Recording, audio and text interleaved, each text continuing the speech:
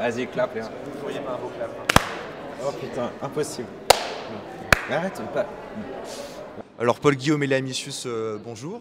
Vous êtes respectivement chef opérateur et scénariste et réalisatrice. Vous êtes quand même assez jeune, donc comment est-ce qu'on en arrive à travailler comment est-ce qu'on en arrive à travailler avec Jacques Audiard, quand même un réalisateur assez en vogue en France? Jacques, c'est quelqu'un qui est toujours à la recherche de jeunes de la nouvelle génération. Il a notamment à l'image travaillé avec Éponine Momenceau sur Dipan. C'était son premier long métrage à elle. Elle sortait d'école. Ils ont eu une palme d'or. C'était une histoire un peu folle, mais il est habitué à ça. Il a assez confiance dans le fait que le travail et l'envie, s'il se reconnaît dans le goût de la personne, c'est peut-être plus important encore que l'expérience. Et oui, je pense qu'il m'a appelé parce qu'il avait vu Ava et peut-être qu'il a appelé Paul aussi pour ça, non? On n'est pas sûr, mais il ne nous l'a pas vraiment dit, mais il a vu notre travail et c'est vrai que je pense aussi que c'est un cinéaste qui s'est resté jeune parce qu'en fait il s'entoure aussi de jeunesse, quoi.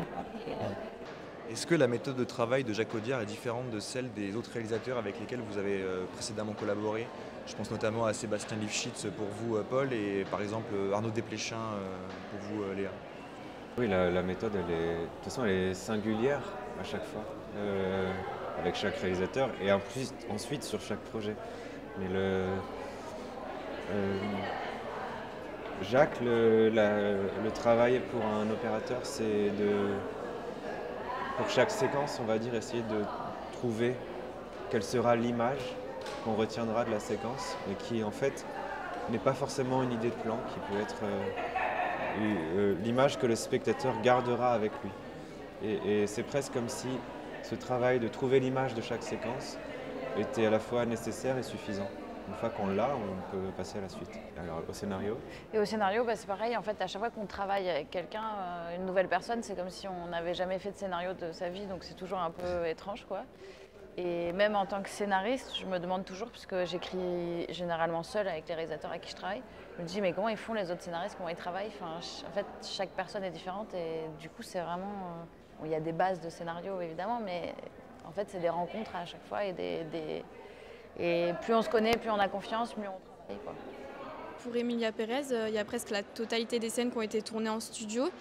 Est-ce que c'était quelque chose qui était prévu justement dès le départ à l'écriture? Non.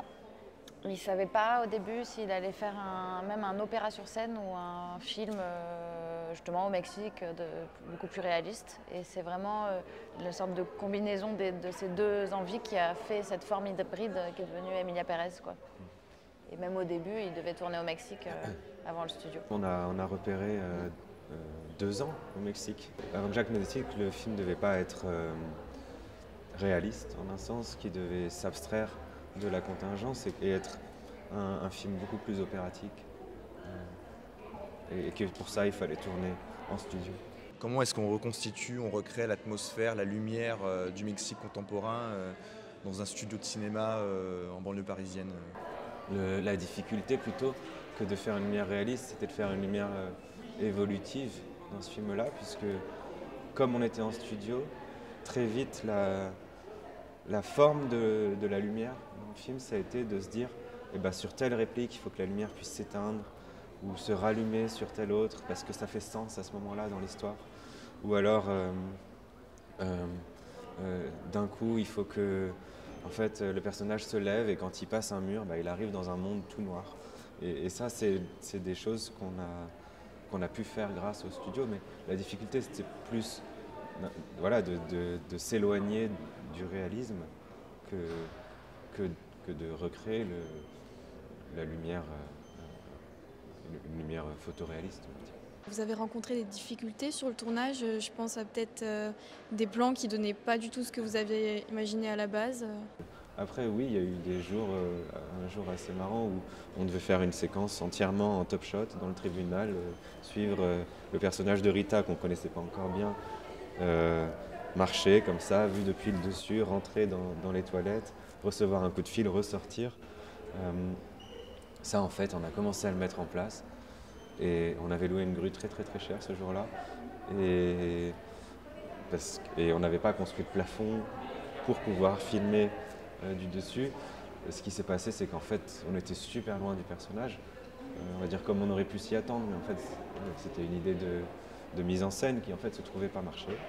Et en l'occurrence, ce plan-là, il s'est terminé. C'est un plan caméra à l'épaule sur une boîte en bois, une Apple Box, on appelle ça. Et c'est le plan peut-être le plus simple du film. Et ça vous arrive souvent de changer justement comme ça? Ça arrive, oui, ça arrive tout le temps. Et est-ce qu'il y a quelque chose que vous retiendrez vraiment de ce tournage? Peut-être quelque chose qui vous a fait rire ou une grosse déception? Non, ce que je retiens, c'est l'échelle du travail sur autant de studios à la fois, peut-être. C'est-à-dire que oui, en fait, avec cette organisation-là, c'est possible. Parce que du coup, ça représentait combien de temps de studio, tout le tournage? 55 jours en studio, dans pratiquement 7 studios en simultané, avec une équipe qui était toujours en train de monter un studio, notamment à la lumière. Une équipe qui était toujours en train d'en démonter un autre, et nous qui tournions dans le studio du jour, on va dire. Donc c'était une espèce de grande organisation, tout ça, qui n'est pas du tout celle qu'on a dans un film, en tout cas dans l'économie française du long métrage d'auteur que je connais plus d'habitude. Oui, puis j'imagine c'est un petit peu la course contre la montre justement en studio, parce qu'au niveau des disponibilités... On ne rajoute pas, on n'enlève pas des jours de tournage comme ça, tout est verrouillé des mois en avance. On sait qu'on fait un film en 56 jours, on le fait en 56 jours. Emilia Pérez s'impose quand même comme favori aux Oscars en étant nominée 13 fois, dont une nomination pour vous en tant que meilleure photographie. Est-ce que c'est un succès que vous attendiez ou vous êtes surpris au contraire? Non, oui, c'est vrai que non, pas du tout. J'étais très surpris de voir autant de nominations. C'était une bonne surprise, mais c'était quelque chose qui sortait un peu de nulle part. Oui, c'est ça, on fait pas des films pour les Oscars et tout, donc je veux dire, on fait pas des films pour avoir des récompenses, donc en fait, quand on fait le film, on n'y pense pas du tout, quoi. Et en plus, ça dépend de tellement de critères différents, qui ne dépendent pas du tout de nous. Évidemment de la qualité du film, mais aussi de la chance, des moments, des films en face. Du coup, c'est toujours une surprise, je pense. Paul, alors vous avez réalisé un court-métrage dans le cadre de vos études. Vous avez également co-réalisé L'île jaune, il me semble, avec Léa. Et vous avez coécrit Les 5 Diables. Est-ce qu'à l'avenir, vous envisageriez d'écrire et de réaliser votre propre long-métrage? Non, c'est pas un truc qui me fait envie. Je pense que je me sentirais à ma place peut-être de faire du documentaire. Donc je me dis toujours que quand on est réalisateur, c'est presque un peu fou, frustrant de ne pas être la personne qui tient la caméra, puisque le documentaire s'écrit en direct. Donc s'il faut perdre ne serait-ce que 4 secondes à se concerter sur un plan, en fait, des fois, c'est déjà trop tard, quoi. Et il y a un réalisateur de documentaire que j'aime beaucoup qui s'appelle Yann Lemasson, qui est quelqu'un qui, toute sa vie, a été chef opérateur et qui a fait 5 films, 5 films majeurs en tout cas dans sa vie de documentariste, vraiment espacés de 5 ou 10 ans, quoi. Et les films de Yann Lemasson me semblent extrêmement importants.